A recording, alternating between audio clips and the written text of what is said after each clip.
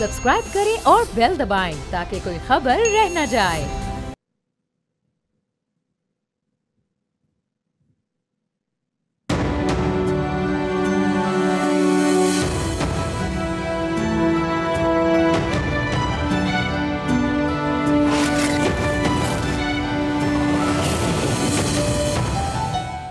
Pakistan stock exchange में इस हफ्ते तेजी का रुझान देखा गया और 100 इंडेक्स तारीख की बुलंद तरीन सतह पर पहुंच गया। बुध और जुमेरात को खास तौर पर पाकिस्तान स्टॉक एक्सचेंज में मजबूत रुझान देखा गया है और जुमेरात को एक मौके पर 100 इंडेक्स 1539 पॉइंट्स के इजाफे के साथ 82,000 पर देखा गया। ख्याल रहे कि पाकिस्तान स्टॉक एक्सचेंज की इससे कबल सबसे ज़्यादा हद जुलाई में तकरीबन 82,000 पॉइंट्स रिकॉर्ड की गई थी। इस दौरान मईशत के दीगर मैक्रो इकनॉमिक इंडिकेटर्स पर अगर नज़र डालें तो पाकिस्तान का करंट अकाउंट बैलेंस अगस्त 2024 में $75 मिलियन के सरप्लस पर वापस आ गया, जो कि बुनियादी तौर पर बढ़ती हुई तरसीलात और IT बरामदात जो एक्सपोर्ट्स हुई हैं उसके इजाफे के बाइस मुमकिन हुआ। हफ्ते की सबसे जो बड़ी खबर थी वो ये थी कि IMF एग्जीक्यूटिव बोर्ड के इजलासों के शेड्यूल में बिलाखिर पाकिस्तान का नाम भी शामिल कर लिया गया है, जहां आलमी मालियाती फंड्स 25 सितंबर को पाकिस्तान के लिए $7 अरब के नए कर्ज प्रोग्राम की मंजूरी का जायजा भी लेगा। इससे कबल स्टेट बैंक ऑफ पाकिस्तान ने कहा था कि हुकूमत ने आलमी मालियाती फंड IMF प्रोग्राम की तमाम माली यकीन दहानियाँ हासिल कर ली हैं। अब IMF प्रोग्राम के हुसूल में मजीद कोई रुकावट बाकी नहीं रही है। स्टेट बैंक का कहना था कि पाकिस्तान सितंबर 2024 में IMF इजलास में अपना मुकदमा पेश करेगा। याद रहे कि पाकिस्तान को रवा माली साल तकरीबन $26.5 अरब अदा करने हैं, जहां माली साल की अदायगियों में तकरीबन $16 अरब रोल ओवर होंगे। स्टॉक मार्केट में तेजी का रुझान, मईशत के सुधरते हुए इंडिकेटर्स और IMF का प्रोग्राम, क्या पाकिस्तान की मईशत टेक ऑफ के लिए तैयार हो रही है या अभी आगे कई इम्तिहान बाकी हैं? इन तमाम मामलात पर हम बात करेंगे। हमारे साथ मौजूद हैं former federal finance minister Miftah Ismail साहब, जिनसे हम जानेंगे कि क्या ये इंडिकेटर्स मुस्तकबिल की अच्छी इकॉनमी का पता दे रहे हैं या बड़े चैलेंजेस हमारा इंतज़ार कर रहे हैं। मिफ्ता साहब, thank you so much for joining us. मुझे ये बताइएगा कि ये जो पॉजिटिव इंडिकेटर्स हैं ये किस तरफ इशारा दे रहे हैं? पाकिस्तान की इकॉनमी क्या टेक ऑफ के लिए तैयार है? शुक्रिया। अगर भाई 2-3 जो फिगर्स हैं वो बहुत मेरे ख्याल से खुशाइंद हैं। आपने देखा है कि इन्फ्लेशन कम हो गया है और जो पिछले साल 30% बढ़ गया था, 28% पे साल ख़त्म हुआ था, वो 9% आया है ये अगस्त के महीने में। अक्सर लोग, क्योंकि हम इन्फ्लेशन को उर्दू में महंगाई ट्रांसलेट करते हैं, तो लोग कहते हैं कि महंगाई कम तो नहीं हुई, आप क्यों कह रहे हैं? तो हम ये बात ये कहना चाह रहे हैं कि हुकूमत ये कह रही है कि जिस रफ्तार से महंगाई बढ़ रही थी, यानी कि कीमतें जो थी वो 30% सालाना स्पीड से बढ़ रही थी, अब भी कीमतें बढ़ रही हैं, लेकिन अब 9% की स्पीड से कीमतें बढ़ रही हैं। तो लेकिन बहरहाल 30% से अगर तेज़ी से बढ़ रही हैं और 9 पे आ जाएं तो वो एक खुशाइंद बात है। साथ साथ शरह सूद भी स्टेट बैंक ने कम किया, उतना नहीं किया जितना करना चाहिए, और अभी भी 17.5% स्टेट बैंक का सूद का रेट है। तो जब आप लेने जाते हैं तो 19-20% पे मिलता है, तो वो ज़्यादा है, लेकिन ये कि पहले से कम हो गया। अगर 24% मिल रहा था तो उस पर अब 20% मिल रहा है, तो वो भी अच्छी बात है। मैं पिछले दिनों कराची में था और मेरी काफ़ी बिजनेस कम्युनिटी के लोगों से मुलाकात हुई। जो सबका कोर कंसर्न था, या तो ज़ाहिर है कि एक्सपोर्टर्स के बड़े कंसर्न्स होते हैं, लेकिन इंटरेस्ट रेट पर सब बिजनेस कम्युनिटी के लोगों के बड़े कंसर्न थे, और वो ये कह रहे थे कि अगर ये इंटरेस्ट रेट नीचे ना आया तो हम किस तरह कम्पीट करेंगे, किस तरह जो है वो अपनी इंडस्ट्री को चला सकेंगे। सो इस फैक्टर को गवर्नमेंट फ़ौरन कैसे एड्रेस कर सकती है? कोई स्पेस उनके पास है या नहीं है? नहीं, पिछले हफ्ते गवर्नमेंट के पास या स्टेट बैंक के पास मौका था कि वो मज़ीद इंटरेस्ट रेट कम कर सकती है। उसने 2% कम किया, मज़ीद नहीं कम किया। अब उनकी मर्ज़ी है। अब अगले 6 हफ्ते बाद या 5 हफ्ते बाद अब मीटिंग होगी, उसमें देखते हैं कि क्या करते हैं। तो मेरे ख्याल से तो उसमें बहुत जगह है। अब 2-3-4%, 2% यहाँ से और भी कम कर सकते हैं, 4-3%, और मेरे ख्याल से अगले महीने जब करेंगे तो शायद 4% ही करेंगे। शायद ये करना चाहिए। जो बुनियादी फ़ायदा हुआ है पाकिस्तान की मईशत को, सच्ची बात बताऊँ, वो इसलिए हुआ है कि दुनिया भर में आलमी मंडी में तेल की कीमतें कम हो गई हैं। ये तो जो ख़ाम तेल की कीमतें हैं, तो जो आपका जो जो पिछले 2022 में 23 में जो $120 पे $124 में जो 22 में चला गया था, पिछले साल जो $80-90 का ऑयल था वो अब ऑयल $70 से कम हो गया। अगर इंटरनेशनल ऑयल प्राइसेस कम रहती हैं, $70-60 के दरमियान रहती हैं, तो पाकिस्तान की मईशत जो है उस पर एक आसानी ये ज़रूर हो जाएगी। लेकिन साथ साथ ऑफ कोर्स हमारे यहाँ बहुत ज़्यादा गुर्बत है, 40% लोग अभी भी ख़त गुर्बत के नीचे रह रहे हैं। हमारे यहाँ बहुत ज़्यादा अनएम्प्लॉयमेंट है, बेरोज़गारी बहुत है, रोज़गार ढूंढना बहुत मुश्किल है, एक मायूसी छाई हुई है, एक सियासी जमूद पाकिस्तान में है। तो मसाइल बहुत ज़्यादा हैं, लेकिन इन मसाइलों के दरमियान एक अच्छी खबर ये आई है कि बैनुल-अक़वामी तेल की कीमत कम हुई है, लिहाजा पेट्रोल की कीमत कम हुई है और लिहाजा ओवरऑल महंगाई कम हुई है।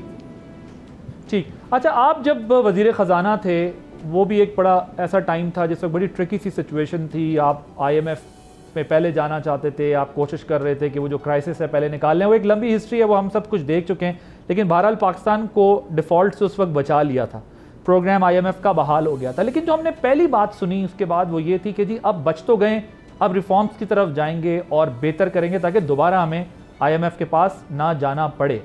अब हम ये देख रहे हैं कि $7 अरब का एग्रीमेंट साइन करने जा रही है हुकूमत, लेकिन वज़ीर ख़जाना मोहम्मद औरंगज़ेब साहब जो हैं ये उम्मीद दिला रहे हैं कि IMF प्रोग्राम में दोबारा ना जाना पड़े। बट ये सुनते सुनते आपका तो नहीं पता, लेकिन मेरी एज हो गई, अब मैं बूढ़ा हो रहा हूँ कि अब हम नहीं जाएंगे IMF के पास, कभी कशकोल तोड़ देंगे, कभी नहीं जाएंगे। इसमें हम एक्चुअल निकल कैसे सकते हैं? हमें क्या कुछ करना चाहिए कि हम वाकई IMF के इस मसले से बाहर निकलें? शहबाज शरीफ साहब नहीं निकाल सकते आपको IMF से, क्योंकि IMF से निकलने के लिए आपको रिफॉर्म्स और इस्लाहात की ज़रूरत है, और उनमें ये करज नहीं है कि वो रिफॉर्म या इस्लाहात कर सके। जिस तरह ये इलेक्ट होकर हुकूमत आई है, ये हुकूमत अपने साये से भी डरती है। इसने ये साल भी ज़ाया कर दिया, ना NFC रिफॉर्म शुरू करा, ना NFC का इवन कमीशन नहीं बनाया, ना आपकी हुकूमत की कोई साइज़ छोटी करने की कोशिश करी, ना कोई रेगुलेटरी रिफॉर्म्स किया, ना कोई लीगल रिफॉर्म्स किया। बस ये कोई ऐसी चीज़ नहीं करी कि जिससे इस्लाहात हों। आपने 24% जारी अखराजात बढ़ा दिए, आपने 50% से ज़्यादा जिसको आप डेवलपमेंट एक्सपेंडिचर्स कहते हैं, लेकिन डेवलपमेंट नहीं होती, जिससे वो बढ़ा दिए। तो ये सीरियस नहीं है रिफॉर्म्स के लिए। इनको इस बात का इदराक भी नहीं है, इस बात की समझ भी नहीं है कि ये कितनी ज़रूरी चीज़ें हैं। तो मेरा नहीं ख्याल है कि हम IMF से छुटकारा पा सकेंगे अगर हुकूमत जो है वो इस किस्म के नाक़िस और इनकॉम्पिटेंट फ़ैसले करती रहेगी। तो मिफ्ता साहब, ये जो कमेटीज़ बनाई जाती हैं कि जहाँ पर लॉसेस हैं ज़्यादा, अखराजात ज़्यादा हैं, उनको जो है वो देखा जाए, वो कमेटीज़ क्या करती रहती हैं? उनका क्या रोल होता है? या बस गुफ्तन निशिस्तन बर्खास्तन होता है, या वाकई कोई एफर्ट की गई है? कमेटी आप जब बनाते हैं हुकूमत में, आदिल भाई आप भी बूढ़े तो नहीं हुए, लेकिन आपको भी काफ़ी अरसा हो गया ये करते हुए। कमेटी जब बनाई जाती है जब आपको फ़ैसला लेने में डर लग रहा होता है, या आपको फ़ैसला लेने का दिल नहीं हो रहा होता, इसलिए फिर आप कमेटी बना देते हैं कि यार मेरी जान छुड़वाओ, कमेटी बनाओ, वो 1 महीना 2 महीने निकल जाएंगे। वरना आपने जब बजट में 24% जारी अखराजात बढ़ा दिए, तो आप कमेटी बना के कमेटी क्या कर लेगी? बजट तो आप पास कर चुके हैं। जब आप बजट के अंदर 700 अरब से 1400 अरब पे लेके जा रहे थे, 100% पहले एक्सपेंसेस बढ़ा रहे थे PSDP के, और फिर आपने 1050 करे। जब बजट के अंदर आपने 600-700 अरब रुपए सूबे और वफाक के बजट मिलाकर 600-700 अरब रुपए आपने MNAs और MPAs को प्रोजेक्ट्स के लिए दें कि जाओ अपनी सियासत करो, अपने अपने इलाके में चीज़ें बनाओ, करप्शन करो, जो भी करना है। जब आपने ये कर रहे हैं तो वो हुकूमत सीरियस तो नहीं है ना कहीं पर रिफॉर्म करने के लिए। वो हुकूमत रिफॉर्म तो करके नहीं देगी आपको। तो ये सिर्फ बातें हैं कि हमने कमेटी बनाई है, हम अखराजात कम कर रहे हैं। अखराजात कम करने हो तो कर दो, कमेटी बनाने की क्या ज़रूरत है? जब आप खर्चे बढ़ाते हैं तो कमेटी तो नहीं बनाते। तो फिर आपको, अगर आपने बात करी थी हम वजारतें कम करेंगे, बिलावल भुट्टो साहब के प्लेटफॉर्म में भी था, आपने भी बात करी, नहीं हुआ। आपने बात करी पेंशन के रिफॉर्म्स करेंगे, नहीं हुआ। आपने बात करी थी कि हम सब्सिडीज़ को कम करेंगे, नहीं की। आपने कहा था हम बिजली और गैस की कीमतों को बेहतर करेंगे। कितने अरसे से रोज़ सुन रहे हैं, रोज़ वज़ीर भी कह रहे हैं, बिजली के प्राइम मिनिस्टर भी कह रहे हैं कि हम सनद को बहुत ज़्यादा चार्ज कर रहे हैं, हम कम करेंगे। आपने नहीं की। तो कोई मतलब ये बातें अच्छी कर लेते हैं, काम तो कोई नहीं करते। तो मिफ्ता साहब, नॉन डेवलपमेंट एक्सपेंडिचर जो है वो कितने % हमें बचा सकता है इस मसले में, और हम अपने अखराजात जो है वो कम कर सकते हैं या कुछ वैल्यू ऐड कर सकते हैं? वो कितने % हैं और वो कौन से पॉकेट्स हैं? किस तरीके से हम इसको कर सकते हैं? देखिए, पाकिस्तान का बड़ा फंडामेंटल मसला इकनॉमिक शुरू हुआ है जब से आपने ये NFC अवार्ड, पिछले NFC अवार्ड में सूबों को 57.5% पैसे बगैर कुछ किए हुए दे दिए। जी हाँ। ना सूबे इसका टैक्स लगा करते हैं, ना उस पर मेहनत करते हैं, ना उस पर उनको पॉलिटिकल प्रेशर आता है, उनको सिर्फ पैसे मिल जाते हैं। उसके ऊपर आप आज़ाद कश्मीर के अलग पैसे देते हैं, गिलगित के अलग दे रहे होते हैं और फाटा के अलग दे रहे होते हैं, तो 62% पैसे वफाक के निकल जाते हैं। वफाक के जो अखराजात पूरे करने के लिए वफाक को जो नेट टैक्स जमा होता है उससे वफाक के सूद भी पूरा नहीं होता, तो वफाक को 10,000 अरब रुपया 9,775 अरब रुपया वफाक ने कहा है कि इस साल हम मज़ीद कर्ज लेंगे। जब वफाक कर्ज लेती है तो नोटें छापनी पड़ती हैं स्टेट बैंक को और वगैरह वगैरह, तो उससे जो है वो और महंगाई बढ़ जाती है, वफाक का खसारा बढ़ता है तो उससे महंगाई बढ़ जाती है और वफाक बेतहाशा टैक्स लगा चुका है। आज नौकरी पेशा लोगों पे 38.5% टैक्स है और बिजनेस इंडिविजुअल्स जैसे डॉक्टर्स, लॉयर्स और चार्टर्ड अकाउंटेंट्स वगैरह हुए, उनके ऊपर 49% टैक्स है, 49.5% टैक्स है। आप ये समझते हैं कि पाकिस्तानी ट्रेडर्स जो हैं, जो पाकिस्तानी प्रोप्राइटर जो हैं, बिजनेस हैं, वो अपना 50% टैक्स दे देंगे हुकूमत को या वो टैक्स इवेट करेंगे? और अगर 50% दे दें तो क्या ये देना चाहिए उनके साथ? ये ये सही बात है? क्या हुकूमत इतनी सर्विसेज आपको देती है कि आपको अपनी आधी आमदन हुकूमत को दे देनी चाहिए? ये जो नौकरी पेशा लोग हैं जिनकी बेचारों की ज़बरदस्ती कटती है, जिनका गला पतला है, उनके 40% टैक्स आप काट लेते हैं। वो हमारा है, वो गला पतला हमारा है जिनसे आप बात कर रहे हैं। और जो जिनकी हज़ारों एकड़ के फार्म हैं, हज़ारों एकड़ के फार्म, लाखों एकड़ मतलब एकड़ के फार्म हैं, उनके ऊपर टैक्स नहीं है। अरबों रुपए की प्रॉपर्टी में लोग रहते हैं, उनके ऊपर टैक्स नहीं है। हुकूमत के अफसरान प्रॉपर्टी ट्रांसफ़र करें तो उसके ऊपर टैक्स नहीं है। अपने तो खुद तो बड़ी टैक्स की मराद दे रखी हैं। 24% खर्चा बढ़ाना आपको क्या ज़रूरी था इस बार? PSDP भी इतना खर्चा करने की क्या ज़रूरत थी आपको इस बार? आप अगर थोड़ा सा PSDP के खर्चे को कम करते तो आप कम से कम, मैं तो ये जैसे कहता हूँ, बिजली के बिल में आपने हर आदमी को मार दिया, अमीर गरीब मिडिल क्लास को तो आपने दफन कर दिया। तो आप बिजली के बिल के ऊपर टैक्स कम कर देते। 24% आपने बिजली के बिल के ऊपर टैक्स है। आपका जो बिल है ना आदिल भाई, उसके ऊपर बिजली के बिल के ऊपर 18% सेल्स टैक्स लगता है, उसके ऊपर 7.5% एडवांस टैक्स लगता है, उसके ऊपर एक फर्दर टैक्स लगता है, उसके ऊपर एक एक्स्ट्रा टैक्स लगता है। एक्स्ट्रा टैक्स है और फर्दर टैक्स है, और जब ये चारों टैक्स लग जाते हैं और अगर आप किसी सूबे में हैं तो उधर एक टैक्स इलेक्ट्रिक लेवी लगती है। ये 5 टैक्स लगाते हैं हम सूबे के, हम बिजली के बिल के ऊपर। एक तो बिजली इतनी महंगी और फिर 5 टैक्स लगाते हैं। ये ज़्यादती नहीं है? तो आपने मतलब ये हुकूमत को उन चीज़ों का इदराक नहीं है। ये हुकूमत रात को 12 बजे इन्वेस्ट वो अमेंडमेंट्स लाती है कोर्ट्स के, और ये वो चलो ठीक है, लाए नहीं लाए, लेकिन वो पास भी नहीं करा सकते। लेकिन क्या इस वक्त पाकिस्तान के अवाम का मसला ये है कि ये जज काजी फायदी सा रहें या ये ना रहें या वो रहें, या पाकिस्तान के अवाम का मसला ये है कि बिजली के बिल बहुत ज़्यादा हैं? सर ये बिल भेजने में तो इनको बहुत बड़ी सूरत के साथ, स्पीड के साथ भेज लेते हैं और बड़ी सबकत और ग्रिप हासिल है। बिल पास नहीं करा सकते, ये भेज तो देते हैं, पास नहीं करा सकते।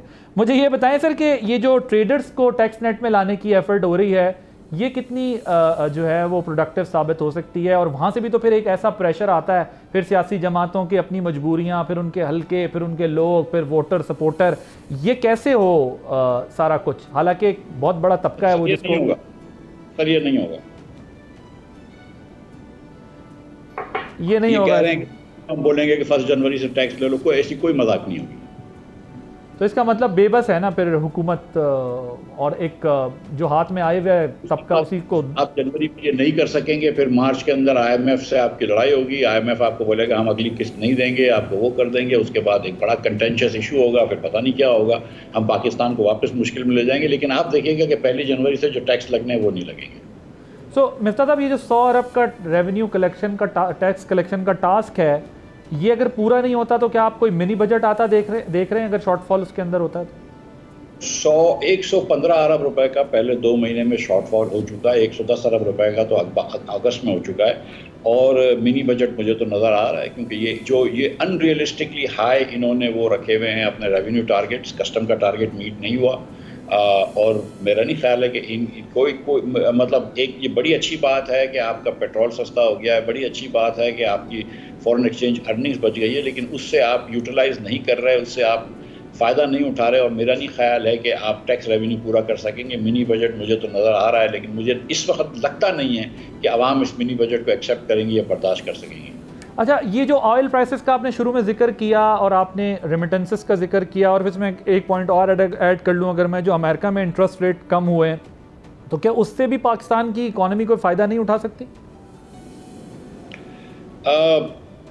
देखिए, रेमिटेंस बढ़ गए, इससे ज़ाहिर है कि फ़ायदा होता है।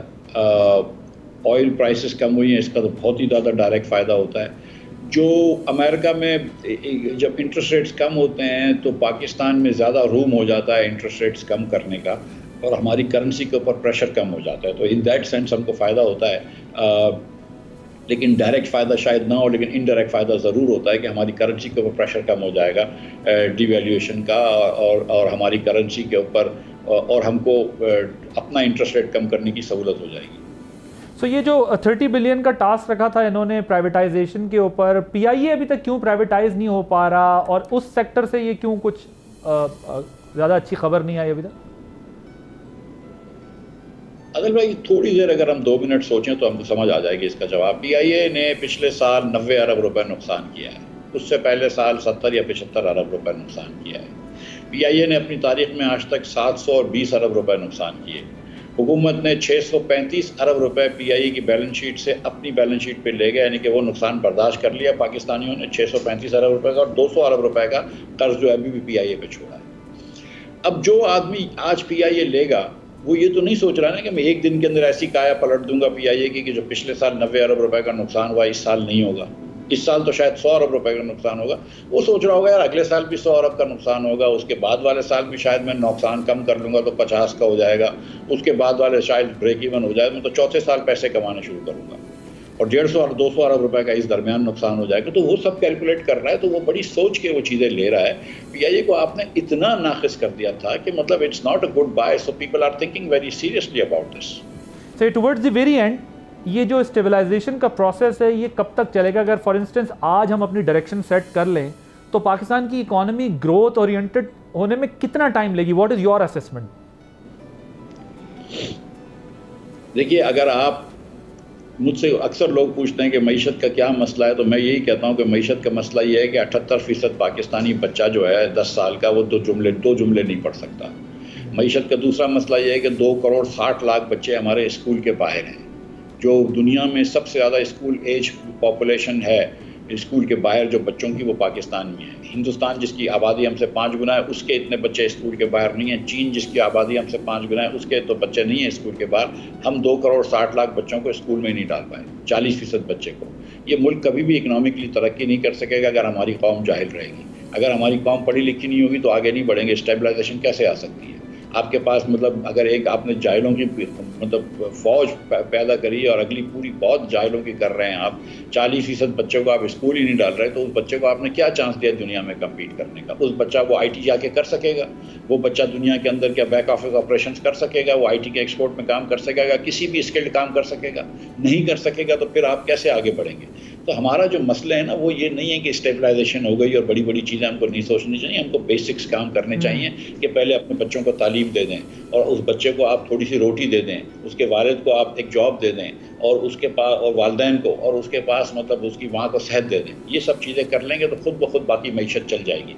हाँ, ये जो आप चीज़ें सोचेंगे कि हम आईटी का एक्सपोर्ट डबल कर देंगे, हम अपना एक्सपोर्ट 3 गुना कर देंगे, कौन से करोगे? किसके बलबूते पे करोगे? जब तुम्हारे बच्चे ही नहीं पढ़े लिखे तो तुम किसके बलबूते पे आगे बढ़ोगे? फेयर इनफ 2001-2 में जिस वक्त हमारा पड़ोसी मुल्क इंडिया जो है वो आईटी सेक्टर में इन्वेस्ट कर रहा था, तो उस वक्त हम आईटी सेक्टर में जो लोग पाकिस्तान में इंटरेस्टेड थे हम उन्हें यहाँ से स्ट्रिक्ट ब्यूरोक्रेटिक हर्डल्स और पॉलिसीज़ की वजह से भगा रहे थे। वो जो टाइम था, जो ज़ाहिर है आज इंडिया बिलियंस ऑफ डॉलर्स की सिर्फ एक्सपोर्ट्स उसकी इकॉनमी को हेल्प करती हैं। लेकिन एक और भी मसला है जो मैं समझता हूँ कि हमें ये भी लोगों को कन्विंस करने की ज़रूरत है कि ये जो डिग्रीज़ के चक्कर में सारी दुनिया, पूरा मुल्क हमारा लग गया है माजरत के साथ, कि ये मास्टर्स की यूज़लेस किस्म की डिग्रीज़ करने से बेहतर है कि कोई स्किल आता हो, कोई ऐसे कॉलेजेस इस्टेब्लिश होने चाहिए जहाँ पर लोगों को जो है वो डिप्लोमास कराए जा सकें। क्योंकि अब तो यूरोप में भी ये इंटरेस्ट बहुत कॉमन हो गया है, बजाय इसके कि लोग, क्योंकि वो डिग्रीज़ करने के बजाय यूनिवर्सिटीज़ में लोग, क्योंकि प्रोडक्टिविटी नहीं, अब तो पूरी दुनिया स्किल के बगैर चल ही नहीं सकती। ये डिग्रीज़ तो वैसे ही अब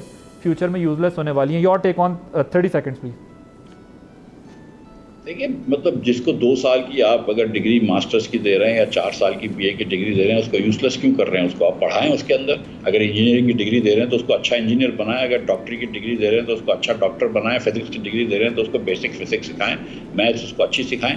मतलब हम क्यों लोगों को फिजिक्स मतलब, लेकिन अगर आपने बेसिक पढ़ाया ही नहीं है बच्चों को और आप डिग्रियाँ जो हैं वो ऐसे ही जाली दे देते हैं, एग्जाम में चीटिंग होती है, टीचर्स को कुछ नहीं आता, यूनिवर्सिटियों की आप इमारतें बना देते हैं लेकिन टीचर्स आपके पास है नहीं सही। ये अताउर रहमान साहब जैसे लोगों ने पाकिस्तान के एजुकेशन सिस्टम को तो डिस्ट्रॉय कर दिया, हायर एजुकेशन को। तो वो मतलब ये मतलब seriously fair comment sir, fair comment. आपने मेरा पॉइंट पिक कर लिया, बिकॉज मैं जो 2002 का इशारा दे रहा था, ये वही दौर है कि जिस दौर में इंडिया में आईटी सेक्टर ग्रो होना शुरू हुआ, और हमारे यहाँ जो है वो अताउर रहमान साहब भी उस वक्त वजीर होते थे, और उन के होते हुए जो है वो आज हम कहाँ खड़े हैं। खैर इसमें बहुत सारी कलेक्टिव मिस्टेक्स हैं लेकिन ये बात दुरुस्त है कि उस दौर में अगर इस चीज़ पे ज़रा सीरियसली इनिशिएटिव्स लिए जाते तो आज कुछ ना कुछ प्रोडक्टिविटी हमें नज़र आती। और डिग्रीज हमारे पास लाखों हैं, लेकिन अनफॉर्चुनेटली आता जाता लोगों को कुछ नहीं है। Thank you so much Miftah Ismail साहब, आपका वक्त देने का बहुत बहुत शुक्रिया। हमारे former federal minister Miftah Ismail साहब और अपनी जमात का भी मौक़िफ़ वो देते हुए कह रहे थे कि ये हुकूमत तो ये नहीं कर सकेगी, कि बहुत स्ट्रिक्ट रिफॉर्म्स करने की ज़रूरत है। एक ब्रेक लेंगे, ब्रेक के बाद जब आएंगे तो एक और टॉपिक के साथ डिस्कशन करेंगे आफ्टर दिस ब्रेक।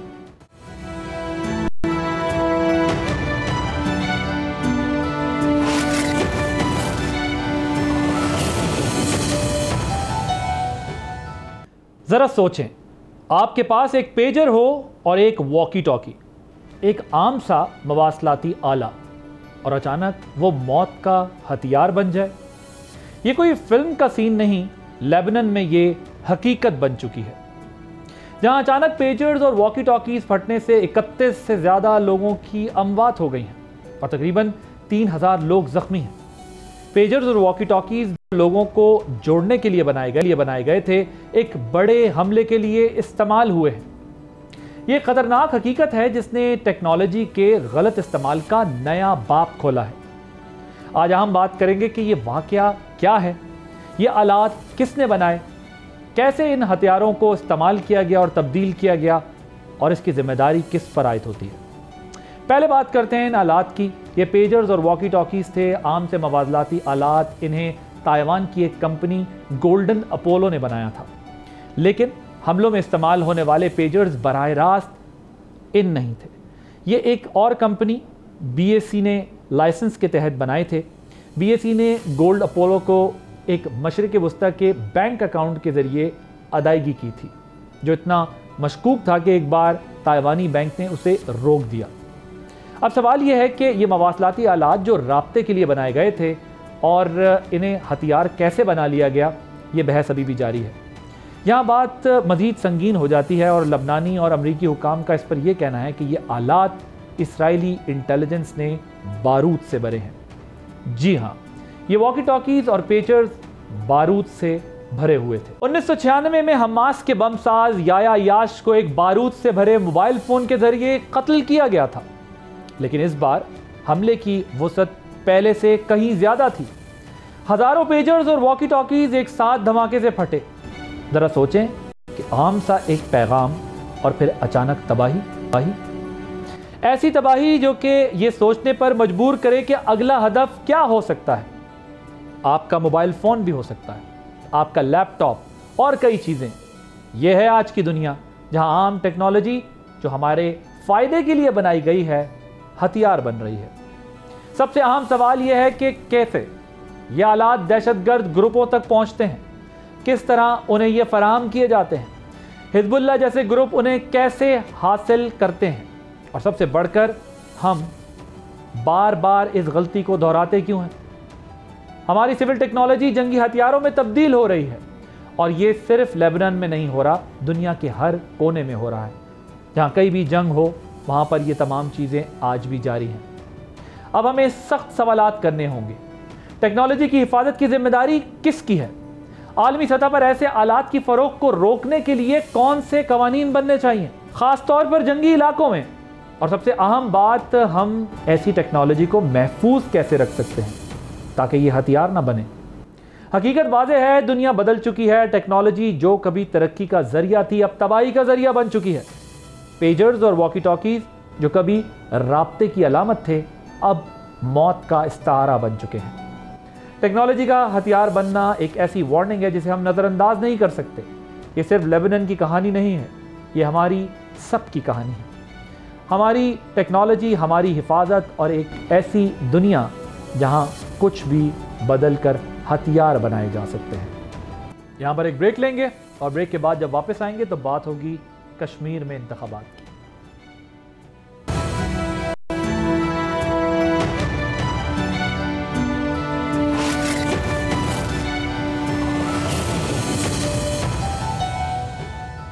अगस्त 2019 तारीख का एक स्याह बाब, जब भारतीय वज़ीर आज़म नरेंद्र मोदी ने यकतरफा तौर पर आर्टिकल 370 को मनसूख कर दिया।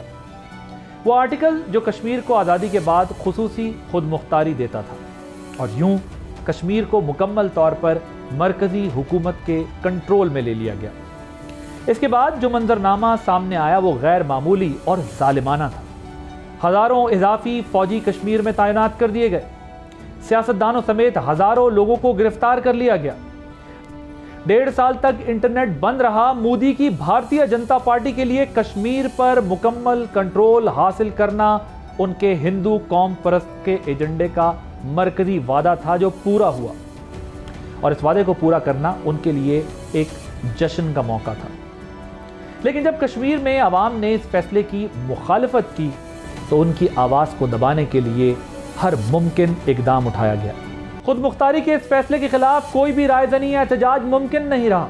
जो भी मुखालफत करता उसे जालिमाना अंदाज में हिरासा किया गया। अक्सर को दहशत गर्दी के सख्त कवानीन के तहत गिरफ्तार कर लिया गया और मकामी मीडिया की आज़ादी मुकम्मल तौर पर ख़त्म कर दी गई। तो खोलो, हम कोई उड़कर थोड़े ही जाएंगे, उड़कर हम दौड़े नहीं जाएंगे। खोलो दरवाजा, खोलो दरवाजा, खोलो, तुम्हारी जमहूरियत का जनाजा निकल रहा है। सहाफ़ियों को भी सलाखों के पीछे डाला गया। ये एक बदतरीन वाक़या है, एक वार्निंग है। जब हुकूमतें अपनी पॉलिसियों को ताकत के बलबूते पर नाफिज करती हैं तो उसके असरात सिर्फ एक खित्ते तक नहीं महदूद रहते। ये एक आलमी मसला है जिस पर हर एक को सोचना और कार्रवाई करनी होगी। लेकिन कश्मीरी तारीख बदलने के लिए अब भरपूर तैयार हैं। याद रहे, दिहाइयों से भारतीय ज़ेर इंतज़ाम मकबूजा कश्मीर में इंतखाबात का बॉयकॉट भारतीय हुक्मरानी के खिलाफ एहतजाज की अलामत बन रहा है। लेकिन हालिया इलेक्शन में यह मंजरनामा तब्दील हो सकता है। मुस्लिम अक्सरियत वाले इलाके के बहुत से बाशिंदे अब मकामी इंतखाबात में अपने वोट का इस्तेमाल करने को तैयार हैं ताकि वज़ीर आज़म नरेंद्र मोदी की पार्टी को इस मुतनाज़ा इलाके में इंतज़ामी इख्तियारात हासिल करने से रोक सकें। ये वोटिंग ना सिर्फ एक दिहाई बाद हो रही है बल्कि मोदी की हिंदू कौम परस्त हुकूमत के 2019 में कश्मीर के खुसूसी हैसियत को ख़त्म करने और इसकी साबका रियासत को वफाकी इलाके में तब्दील करने के बाद पहली बार मुनक्किद किए जा रहे हैं।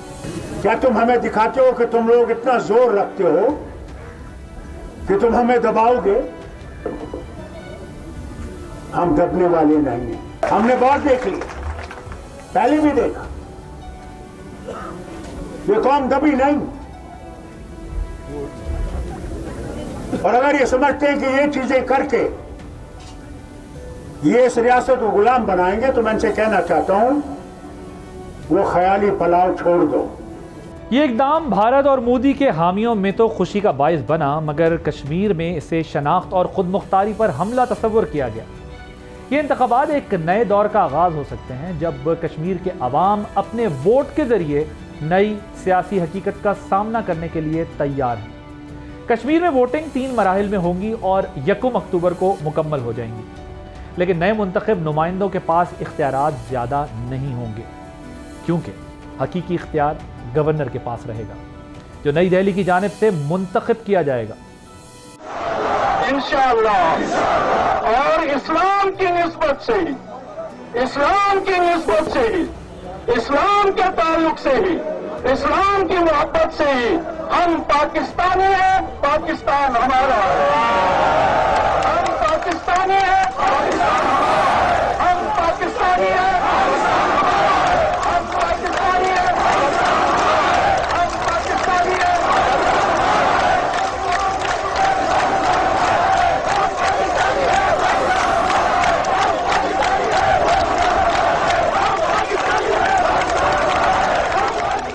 लेकिन उम्मीदवारों का कहना है कि ये सब कुछ इतना अहम नहीं है। असल मकसद ये है कि अगर अवाम ने भारतीय जनता पार्टी के खिलाफ मजबूत रद्द अमल जाहिर किया तो ये पैगाम नई दिल्ली के हुक्मरानों, अदालतों और बैनुल-अक़वामी निगरानों तक पहुंच जाएगा कि मौजूदा सूरत हाल को बदलने की सख्त ज़रूरत है। ये इंतखाबात एक अलामती ताकतवर पैगाम भेजने का मौका है जो कश्मीर के मुस्तकबिल की समत मुतय्यन कर सकते हैं। That's all we have for tonight. अल्लाह हाफ़िज़।